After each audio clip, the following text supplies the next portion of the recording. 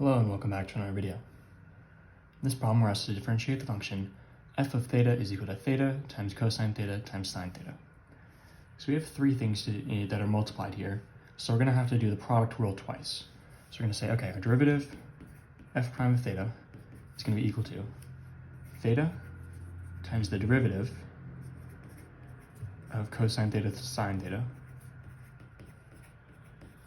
plus cosine theta sine theta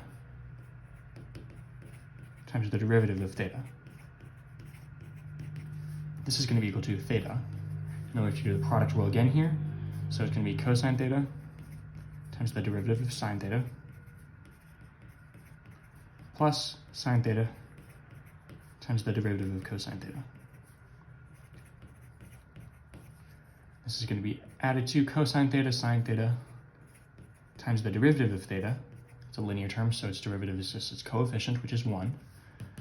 So we have theta times cosine theta. The derivative of sine theta is cosine theta plus sine theta. The derivative of cosine theta is negative sine theta. This is added to cosine theta sine theta. So distributing out here, we have theta times cosine is theta cosine squared theta. And then theta times negative sine is minus theta sine squared theta. And this is plus cosine theta sine theta.